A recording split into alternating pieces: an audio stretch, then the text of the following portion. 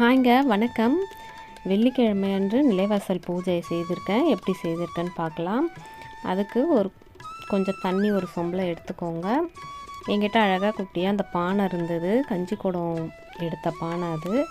அந்த பானையில் தண்ணி விட்டு அபிஷேகம் பண்ணுற மாதிரி நிலைவாசலில் நல்லா தண்ணி விட்டு நல்லா கழுவிட்டெல்லாம் மஞ்சள், ஜவ்வாது, பன்னீர் 3ம் கலந்து நல்லா பூசி விட்டுக்கலாம். மஞ்சளை நல்லா குளிர பூசணும்னு சொல்லுவாங்க. எந்த அளவுக்கு மஞ்சளை தேய்ச்சி விடுறோமோ நிலைவாசலில் அந்த அளவுக்கு குலதெய்வத்தோட அருள் நமக்கு கிடைக்கும்.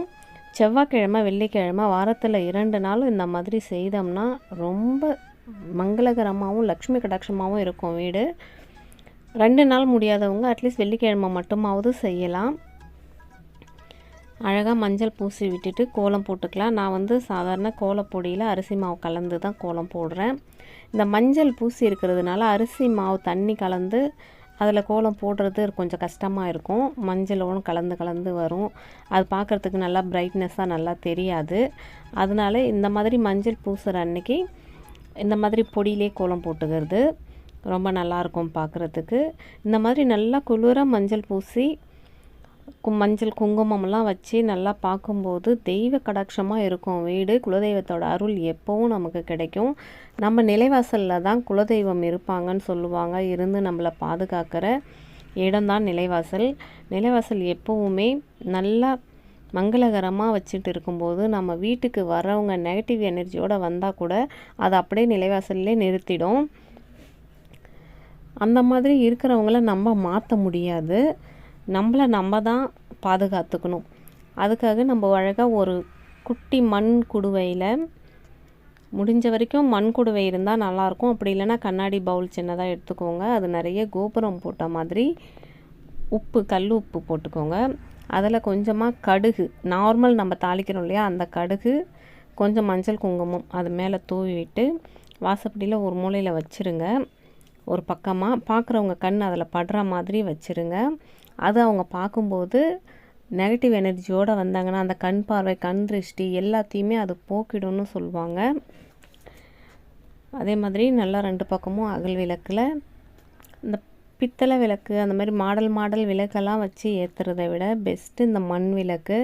இந்த மண் விளக்குலேயும் மஞ்சள் குங்குமம்லாம் வச்சு மங்களகரமாக வச்சு ஏற்றி வச்சிடலாம். அதே மாதிரி தூபம் தீபம்லாம் போடுறது ரொம்ப நல்லது. முடிஞ்ச வரைக்கும் இந்த கம்ப்யூட்டர் சாம்பிராணி அதெல்லாம் ஏற்றுறதை விட ஒரு தேங்காய் சரட்டை அந்த மாதிரி பற்ற வச்சு சாம்பிராணி பொடி, பால் சாம்பிராணின்னு சொல்லுவோம்ல, அந்த சாம்பிராணி போட்டு வீடு ஃபுல்லாக காமிக்கிறது இன்னும் ரொம்ப ரொம்ப ரொம்ப நல்லது. அதே போல் வேலைக்கு போகிறவங்களா இருந்தாலும் சரி, வீட்டில் இருக்கிறவங்களா இருந்தாலும் சரி நல்லா இருப்பாங்க. பார்த்திங்கன்னா திடீர்னு கை கால் வலிக்குது, சோர்வாக இருக்குது, என்ன பண்ணுறதுன்னே தெரியல அப்படின்னு சொல்லுவாங்க. அதே போல் ஒரு ஃபங்க்ஷன் போகிறோம்னா அங்கே நம்ம நல்ல சாரீ, ஜுவல்ஸு அதெல்லாம் நம்ம ஒரு அலங்காரமாக போனாவே நிறைய பேரோட பார்வை எப்படி இருக்கும்னே தெரியாது. நல்லா போவாங்க, பார்த்தா வரும்போது சண்டையோடு வருவாங்க. அந்த மாதிரி இருக்கிறதையும் நிறைய பேரை பார்த்துருக்கோம். அதெல்லாம் கண் திருஷ்டி தான். அதெல்லாம் மோசமான கண் திருஷ்டி. அந்த மாதிரி ஜென்மங்களை நம்ம ஒன்றுமே பண்ண முடியாது. அவங்கள திருத்தவும் முடியாது, மாற்றவும் முடியாது. அது அவ்வளோதான், அவங்க கண் பார்வை அவ்வளோதான். அதிலிருந்து நம்மளை பாதுகாக்கிறதுக்கு ஒரு பிடி கல் உப்பு போதும். பெரியவங்க வீட்டில் யாரும் இல்லை, நம்மளுக்கு சுற்றி போட ஆள் இல்லைன்னு நம்ம நினைக்க வேண்டாம். நமக்கு நாமளே வலதுபுறம் 3 முறையும் இடதுபுறம் 3 முறையும் கல் உப்பு கையில் ஒரு பிடி வச்சுட்டு தலையில் அப்படியே சுற்றி ஒரு மக்கு தண்ணியில் போட்டு அப்படியே எடுத்துகிட்டு போயிட்டு சிங்க்லேயோ இல்லை வெளியோ ஊற்றிடுங்க. அதுவே போதுமானது. வாரத்துக்கு ஒரு முறை நமக்கு நாமளே இந்த மாதிரி திருஷ்டி எடுத்துக்கலாம். கல் உப்பை வச்சு இந்த மாதிரி திருஷ்டி வந்துடுச்சின்னு சொல்லிட்டு அந்த கயிறு இந்த கயிறுலாம் வாங்கி கட்ட வேண்டாம். அதெல்லாம் வேஸ்ட்டு, செலவு தான் எனக்கு தெரிஞ்சு.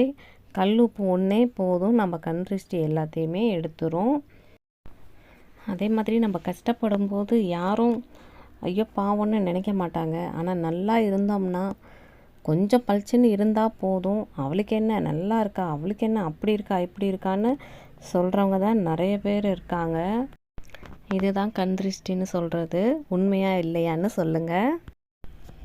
கேஸ் ஸ்டவெல்லாம் துடைச்சி ஒரு தாமரை பூ கோலம் போட்டுக்கிறேன். மாவு கோலம் தான் போட்டிருக்கேன்.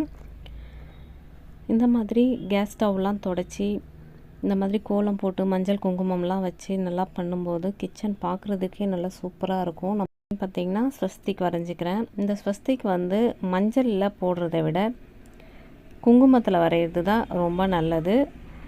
என்கிட்ட இந்த மெரூன் குங்குமம் இருந்ததுனால நான் வரையலை. ரெட் குங்குமம் இருக்கு இல்லையா, நல்லா ரெட்டாக இருக்கும் பாருங்கள், அந்த குங்குமத்தில் தான் வரையணும். இன்றைக்கி சிம்பிளாக பாலை காய்ச்சி வச்சு பூஜையை முடிச்சிட்டேன். டைம் இருக்கிறவங்க ஒரு கேசரியோ இல்லை சக்கரை பொங்கலோ அந்த மாதிரி செய்து வச்சு கூட பூஜை பண்ணலாம் வெள்ளிக்கிழமையானா. இல்லை என்னால் எந்த பிரசாதமும் செய்ய முடியாது அப்படின்னா ஒரு 2 வாழைப்பழமாவது வச்சு பூஜை பண்ணுங்கள். எல்லாருக்கும் கடவுள் அருள் கண்டிப்பாக கிடைக்கும் நான் வேண்டிக்கிறேன். இந்த வீடியோ எப்படி இருக்குன்னு கமெண்ட் பண்ணுங்கள். தேங்க்யூ.